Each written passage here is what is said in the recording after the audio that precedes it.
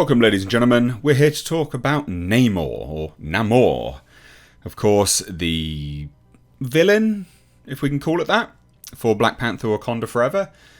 Although, not really a villain, I don't think. Although kind of, but also kind of not. But anyway, the villain Namor will not be getting his own standalone Marvel movie. And this is due to something which I'd covered here on the channel already.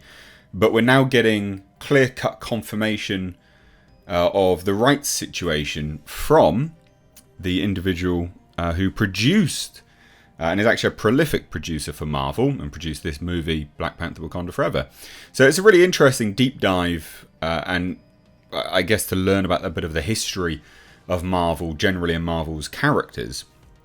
So, ladies and gentlemen, we'll dive into this today. If you're new here, please do hit subscribe. Please do give the video a like and a share. And also let me know if you enjoyed Black Panther Wakanda Forever and if you watched it this weekend. The reason why I'm saying that is because this is a pretty big weekend for movies, or can be. And it'll be interesting to see how this film does on its third weekend. But anyway, let's take a look. So if you didn't know, ladies and gentlemen, a bit of backstory with Marvel in general is that there came a time where they were really hard up for cash. We're talking incredibly hard up for cash.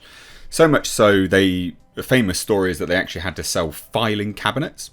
Now, during this time, they were more than happy to just sell off the rights to characters. Because, of course, at that point in time, they didn't know that there would be, a pretty major future in comic book movies. How would they know? How would they know they get purchased by Disney as well? It's just not something Marvel were to know as a comic book rights holder or producer, etc. But it is still interesting nonetheless, and during this time they sold off a whole bunch of stuff. They sold Hulk off, for instance.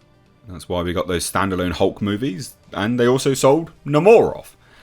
Famously, of course, X-Men and mutants in general has gone off to Fox, which is now back under Disney because Disney bought Fox. And they also sold stuff off to Spider-Man, and the Spider-Man universe in general off to Sony, which has proven to be hugely profitable for Sony. And now, Sony and Marvel, because they've got joint ventures. So they're slowly pulling things back into the fold. But Namor, is not one which I thought a lot of people were aware of specifically. But let's take a look at this. This is from the Wrap. Marvel Studios' Black Panther were introduced to a fearsome new villain named Namor, played by Mexican actor Tenoch Huerta. I think that's how you said, anyway. I'm trying. Namor comes from an undersea community, his life defined by subjugation and colonization, and at one point he explains the origin of his name. If amor means love, then he's an outcast, a mutant, starved of affection. No amor. Namor. He's without love, a loner. He's also a loner because Marvel Studios doesn't actually control the character. So this is an interesting element. The situation around Namor harkens back to the pre-Marvel Studios, pre-Disney era of making movies out of Marvel Comics characters, before the studio streamlined and controlled intellectual property. Before Marvel Studios made Iron Man as its own independent produced film, the company was in the habit of licensing or selling off the rights to the characters to other studios. The X-Men went to Fox, Spider-Man to Sony, Namor and Hulk went off to Universal, of all things. That's why you won't be getting a Hulk standalone movie anytime soon, unfortunately. And it is unfortunate, because I think a Hulk standalone movie, not necessarily with, Mark Ruffalo's Hulk, but they could have done something really good with that character as its own sort of standalone thing, but alas, no.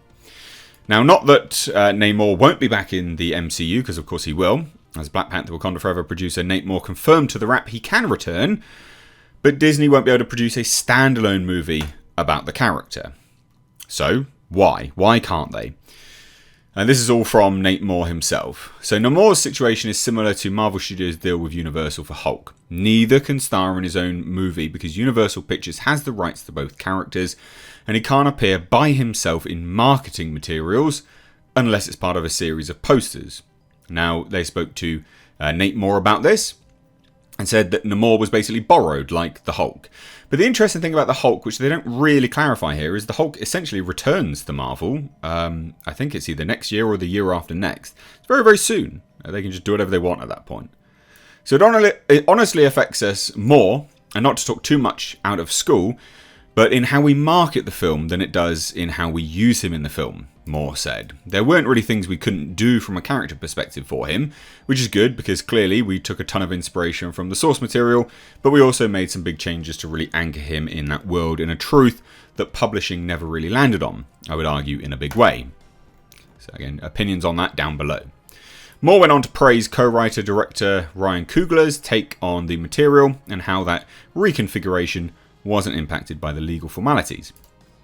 I've read every Namor comic ever written, and I love them, but the world of Atlantis is a little vaguely drawn. It's maybe kind of Roman, and so, Ryan is such a detail-oriented filmmaker that he wanted to anchor into something that felt as tangible and real as hopefully Wakanda feels for people.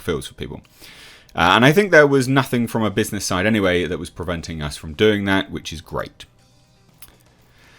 So we'll scroll down a little bit, blah, blah, blah. So, Fox developing Fantastic Four.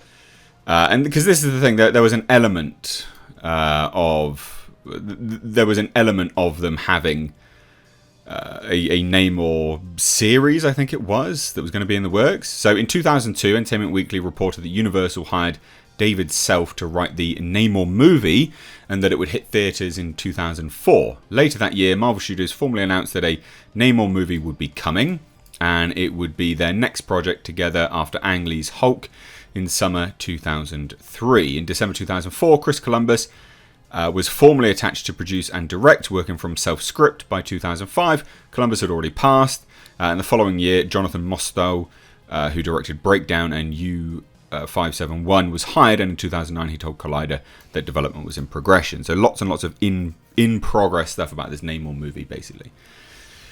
So when asked about the character in 2013, Marvel Studios president Kevin Feige said Universal still owned the rights and therefore he couldn't be appearing in Marvel Cinematic Universe. Since then, there's been a lot of confusion with conflicting reports about who exactly owned the character or aspects of the character, and on the eve of Disney-Fox merger, Feige acknowledged confusion around Namor.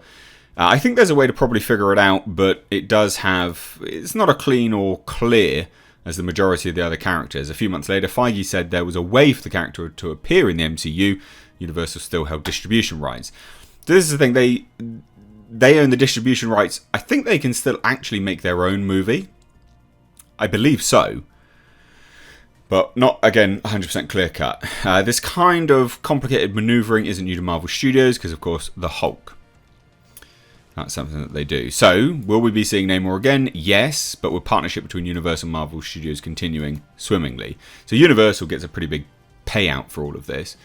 They are, I guess, kind of licensing it back in some shape or form.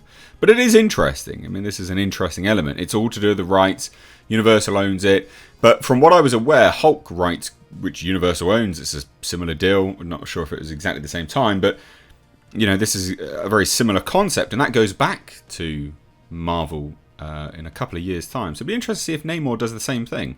And maybe that's why they made this character distinctly different from the comics, is so that this is, if Universal choose to do their own version, they can do the version from the comics, and then MCU owns this version. Maybe. That's just speculation. But let me know what you think down below.